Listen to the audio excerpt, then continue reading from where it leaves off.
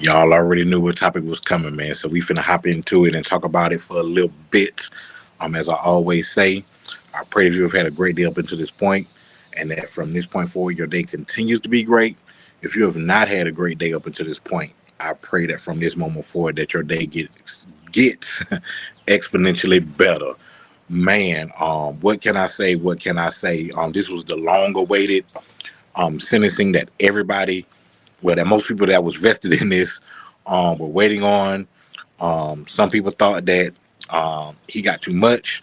Some people thought that he didn't get enough. Some people thought that he shouldn't have got anything at all due to certain um, statements and evidence that came out.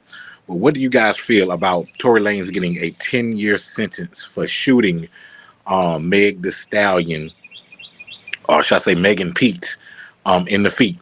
No, not trying to rhyme or be funny or anything, because I know that's a serious situation. But what do you guys think? And the thing about it is, the original sentence was 13 years, but they knocked it down to 10. Man, so you got a lot of people saying that um, it was never proven that he shot her. It was gun residue, gunpowder on her former best friend's hand, and things of that nature. Then you got some people say that they actually saw him shoot her, said told her to dance and things of that nature. So what do you guys think, man? I think from the angle of some people, they're saying that he didn't kill anyone. Um, it wasn't a life-threatening injury. So how did he get 10 years? And a lot of people compared it. Well, some people were comparing it to this guy right here. If you don't know who this is Henry Ruggs. He's a former NFL football player, and he recently got 3 to 10 years, and he actually killed someone going 150 miles per hour. He killed a young lady and her dog, and he's getting 3 to 10 years, which we already know that we know how that happens. He's not going to serve the whole 10. He's probably going to get closer to 2, or probably do that 3, and he'll be out ready to resume his life again, maybe even as a football player. So a lot of people saying, how did he get a lesser of a sentence and he killed someone versus Tory Lanez and he just injured someone? The thing about that I found interesting is not only was he charged with that, he was charged of assault with a firearm, illegal possession of a firearm, and negligent discharge of a gun for shooting the plaintiff, which was Megan Thee Stallion. Um, he did show remorse and said that he takes full accountability to everything that happened. I don't know if that's a mission of, yeah, I shot her and I'm gonna own up to it, or if him just saying, man, I got sentenced. Let me just take accountability to show that I'm remorseful and get it on out the way. Um, he did say that he described Megan Thee Stallion as a friend, and he said someone he still cares for dearly to this day. Man, I don't know, man, because he was on a rampage for a minute. You know what I'm saying, attacking her. First, he came up with the album where he was had a couple of songs where he was basically shedding his innocence.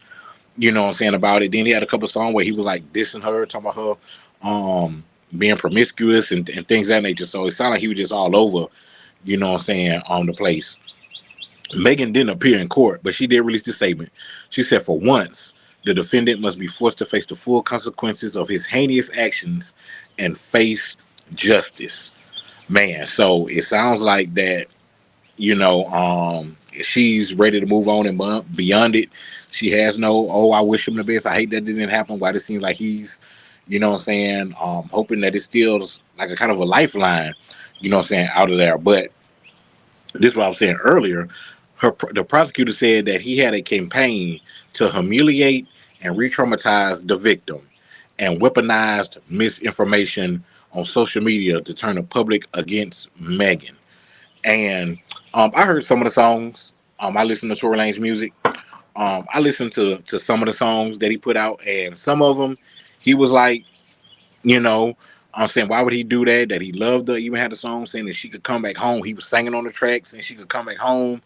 And then with other songs where like he was like, yeah, talk about how, talking about her sex game and all this other stuff. So I don't know if he was like hot and cold, or what the case, or he learned something else about her, or whatever the case may be. But he was definitely all over the place at times, in regards to Meg, the Stallion, but um, his attorneys have definitely said that they will appeal, and because they wanted probation, and for him to go into a treatment facility because they're saying that he does have an alcohol problem, and that the death of his mother played a role in it.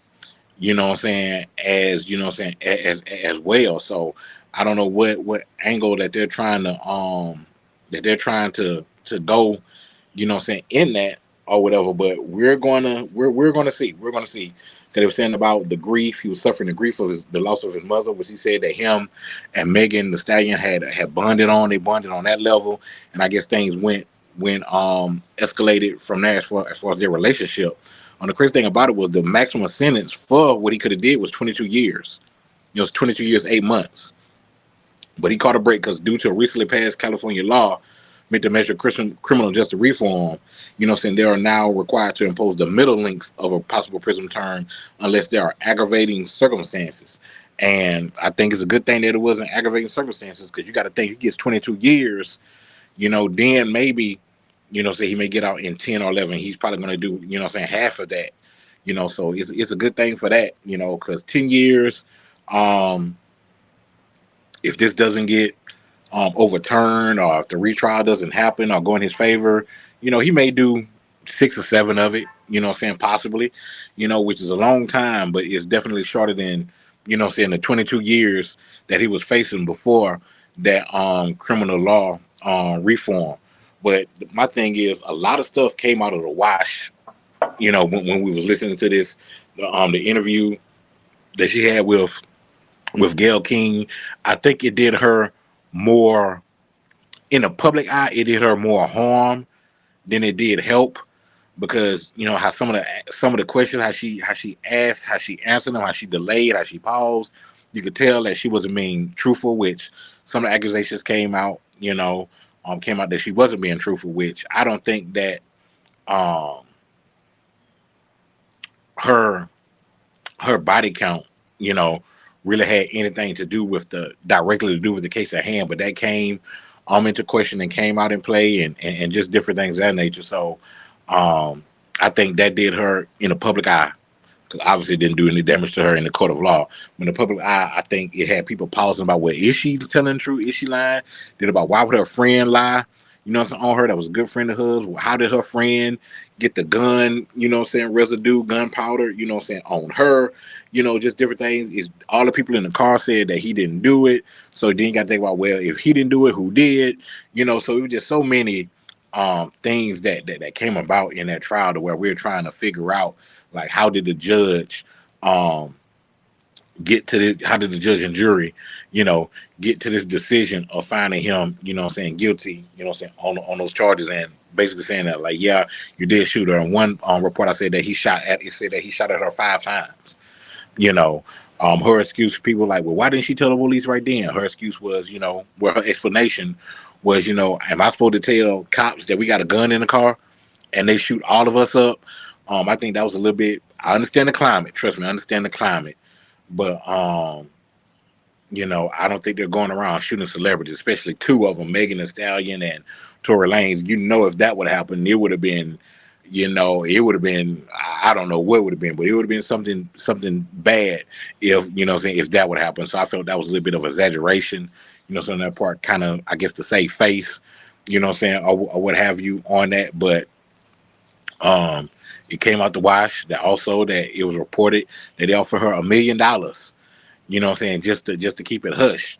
I don't know what he thought that. I don't know if he thought that Meg Thee Stallion was like a up and coming rapper, that needed that money. She was definitely hot for a hot minute, and $1 million probably wasn't nothing to her with all the offers that she was probably getting. So that was probably something to sneeze at for her. But I don't know.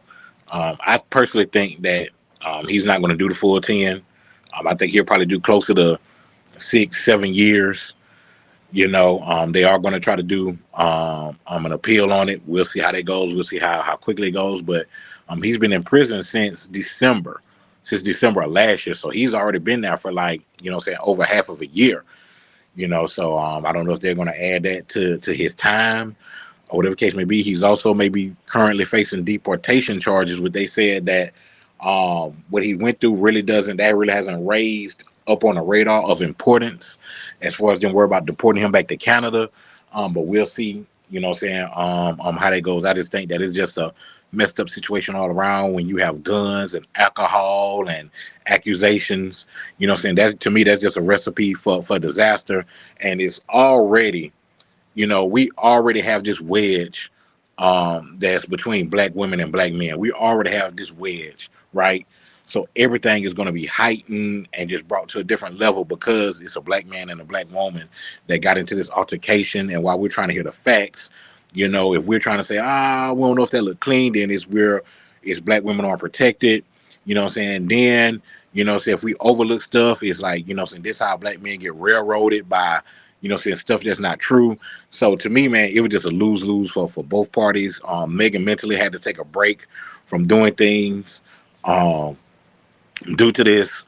Obviously, Tory couldn't do anything due to this for him being, you know, saying locked up, even though he still had music being released. Guess that's music that he already had out or recorded or whatever. But yeah, man. So to me, it's just an all-around sad situation, man. One brother is getting locked up, and another sister, while this is behind her, still has to deal with the mental anguish and damage that all of this, you know what I'm saying, has caused her. You know, when she's doing interviews, you know, this is going to be brought up. Hey, how do you feel about Tory? If he gets out, are y'all going to, you know how reporters are, man. They're going to ask those questions, you know what I'm saying, like that, man. But I personally think that, you know, it's just a sad situation all around. But, you know, he got 10 years, and we'll see what happens from there. It's still early. We don't know when the appeal is going to take place or how it's going to take place, but we will see, even a retrial, you know. But we will see how this goes. Tory did not testify at all, you know, but he did show remorse towards the end, even, you know what I'm saying, said he still have feelings, you know what I'm saying, for Megan. So I don't know what to think about all that, man, but yep, that's it, man. Just a sad situation all around, man. Like I said, I wasn't gonna hold y'all long tonight, but my throat has been kind of scratchy. But I definitely, man, thank y'all for tuning in, man, to Wind Down Wednesday. And of course, this is always brought to you by the 2020 Podcast LLC. Please say the LLC. Make sure that you subscribe to the YouTube channel, man. Go ahead, hit that bell button. Go ahead, hit the notifications and subscribe, man. And make sure, man, that y'all tune into all of the dope commentary and content that we have out. Also, man, to my sponsor, Black Renaissance Clothing Brand, man, make sure you go to the website, www.shopblackrenaissance.com, man. This has got a new drop. If you know anything about the Montgomery Brawl, man, make sure you go to the website, man, and check out. It's for today and today only, though. So make sure you go to the website, www.shopblackrenaissance.com, and get your dope gear.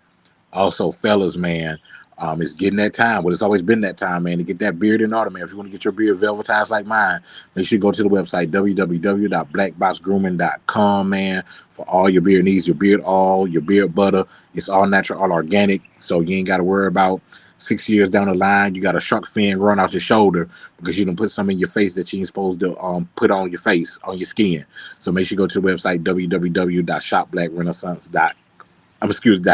www.blackboxgrooming.com, man.